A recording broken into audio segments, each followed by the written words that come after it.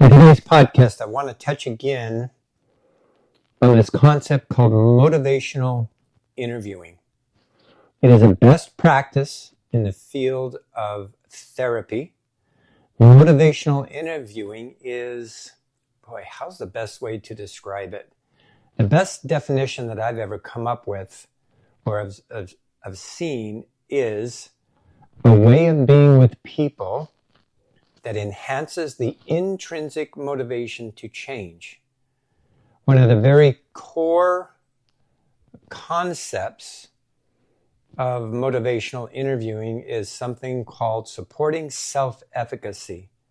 In other words, supporting another person's right to choose for themselves and help them move towards change successfully and with confidence. And we do this by creating a safe environment to explore and resolve something called ambivalence.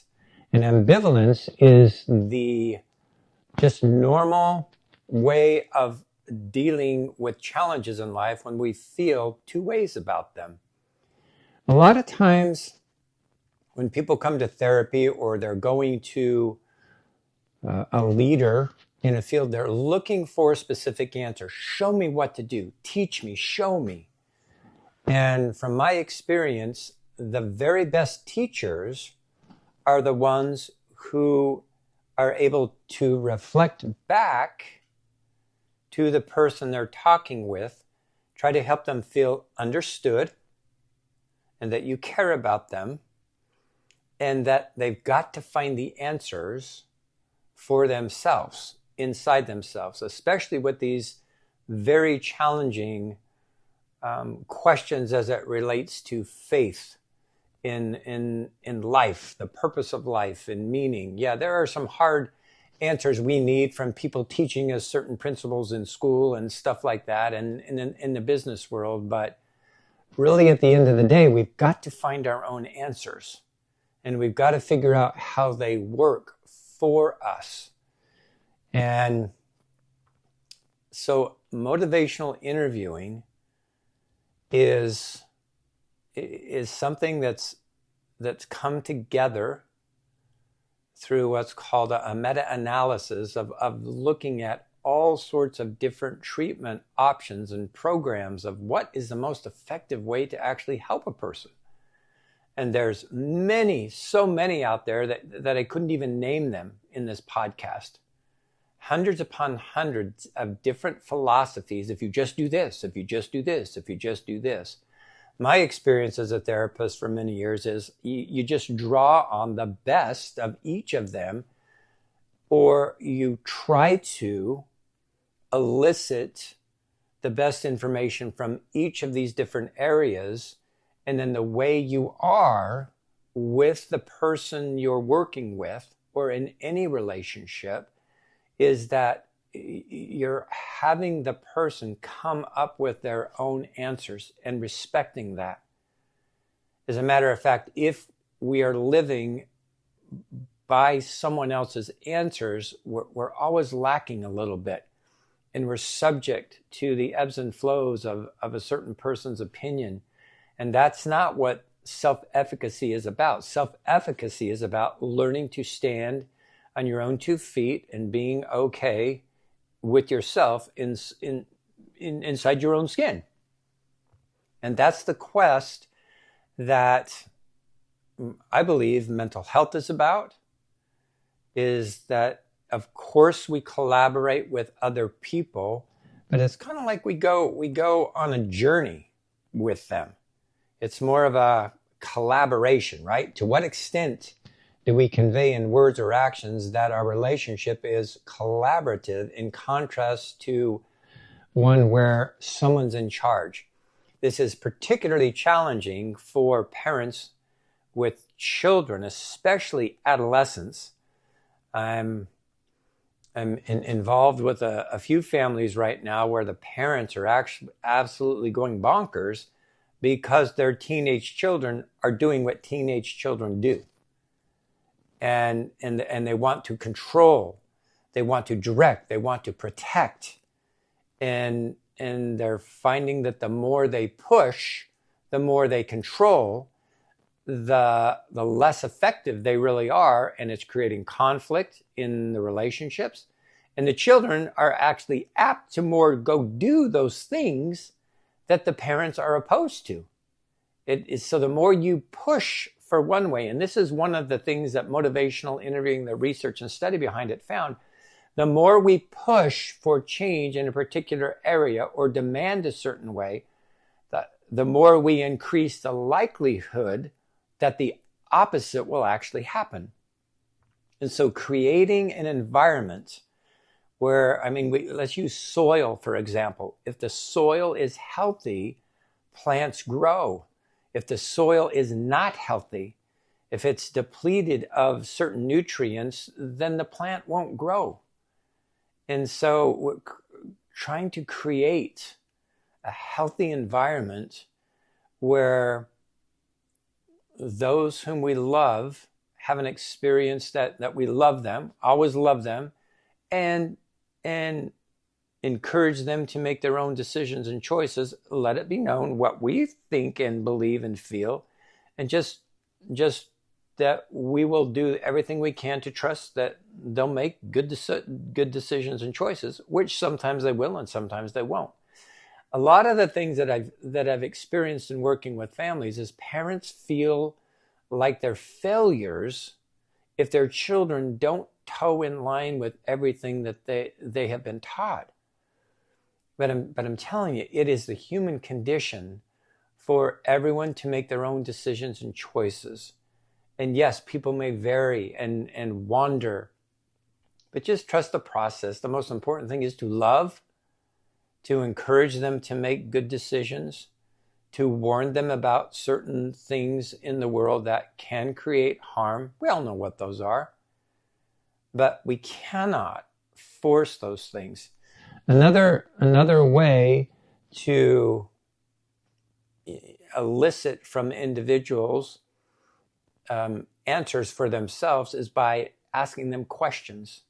So when people are coming to you for direct answers, it's generally more helpful if you can ask open-ended questions, and rather than just telling them what to do. For example, here's some really good open-ended questions. How would you like for things to be different? What are the good things about how things are right now, and what are not so good things?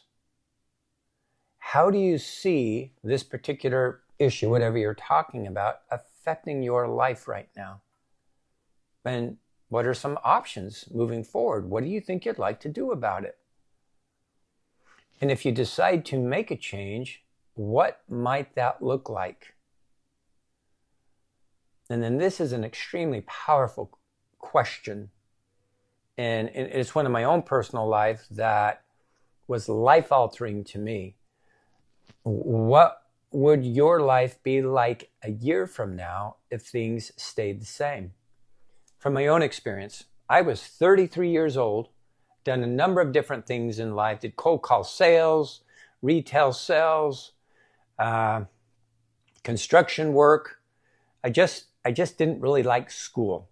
I had some issues with school. I didn't like to be in an environment where I was forced to do things I didn't want to do, because our school environment does not really support self-efficacy. It's like we're put into school as kids and said, you need to do this and need to do this, and you're compared with other kids and you might have no interest in that. Anyway, there's whole issues around that stuff. So anyway, I just didn't like school. But as I'm going through life and I'm raising my family, I'm realizing that it's very, very challenging to put bread on the table. So I was working 2, 3, sometimes 4 jobs at a time, doing whatever I could, but I just wasn't in a position where I could command a certain salary because I wasn't doing anything that did that. You know, construction work was okay, but I absolutely hated it. Retail work, I loved that, but there really wasn't any money in retail work. And cold call sales, oh man, I just didn't like the ups and downs of that. Some people are great at it. I mean, I was fairly successful at it, but I just didn't like it because it's either feast or famine and going through the ups and downs. Anyway, So I started and stopped school a number of different times in my life going, I need to go back and get my education. I need to get a career, not a job, a career for myself. And I was meeting with a mentor of mine. I love this guy. He was a very successful dentist, well-renowned and stuff. And I grew up playing basketball with him. He was a mentor. I was a teenager growing up with him. So I knew him for a number of years. And then I got to the point where I was like 33 years old. I had 4 kids at the time. And I really felt the impression I need to go back and finish my education, because I started and stopped school a number of times. That's how challenging it was for me and how much I resisted this process. And but then I said, there's no way I can go back to school now. I'm 33 years old. And I was talking to my mentor about this, and he asked me this question, because I was really frustrated where I was at in life. Things were not going well. I was going, how am I going to provide a living for my family? I love doing counseling, but I'm not a therapist. I can't make money doing that. Even though I'm good at it, I can't make money doing that because I don't have the right really to do that. And back then they didn't have things called coaches and stuff like that they do today. So I go, man, I need to go back. I need to go back to school. And I love clinical psychology. That's the one thing I kind of sunk my teeth into. And I said, all right. But I'm too old to do that. And my mentor friend asked me this question. Gordon, if you don't go back to school, where are you going to be 5 years from now? And that question just stopped me dead in my tracks. I looked forward 5 years and I saw more of the same that I was dealing with. And that's the one question that changed the course of my life. And so I went back to school. And I just dug in. I worked full time, going to school full time. My wife was amazing behind the scenes, and I got through the process. And then it's just the next thing and the next thing, and then you get licensed and go through the process of doing that. But it was that open-ended question that altered my life from someone I really, really respected. Anyway, a couple of other open-ended questions to leave you with in this podcast. What's the most important thing for you right now? And if someone feels, you get the sense that they're stuck and they're struggling and they don't have any confidence, you can ask a question. Tell me about a time when you did make a change successfully. And what was that like for you? How did you do that? Sometimes when someone's really down in the dumps and then you ask them to reflect on a past success, they're able to go, hey, I actually did do something really positive with this. And another question, what concerns do you have about the way things are right now in your life? See, it just opens dialogue, and without telling a person exactly what to do, just keep reflecting what they're saying and asking open-ended questions, and then you just present options. So what do you think would be the best option for you right now? What are you willing to do right now? What small step, what one thing are you willing to do today that can start moving you in a different direction to help you solve this challenge you're dealing with right now? Anyway, those are a few of the thoughts I just wanted to leave with you this morning. Again, force and compelling someone to do something is the least effective way in most cases.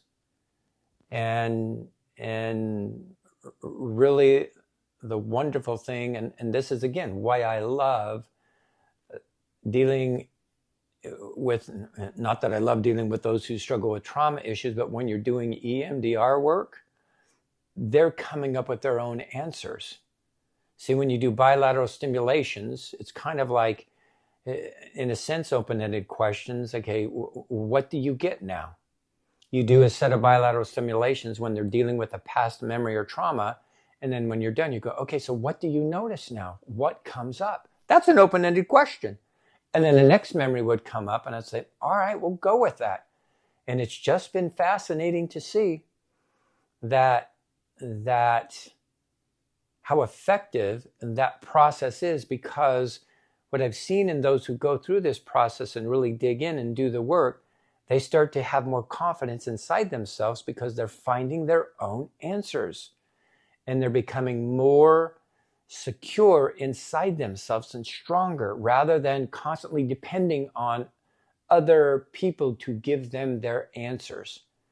So with our so-called agency, there comes this very heavy thing called responsibility, that we really are responsible for ourselves, responsible for our choices, responsible for our decisions.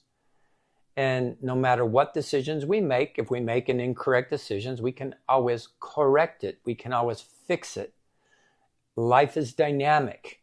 One thing I always talk to about those I'm working with as we're talking about relationship issues and challenges, life is dynamic means it's always moving. Every single day, every relationship that we have with other people is in a flux of change, either moving in a positive direction or negative direction. It's constant. And so therefore being mindful and aware of where we are at in our lives, the interactions we're having with other people, choosing to be on the positive side of things, choosing to look for good, choosing to look for progress and positivity, just is better in the long run.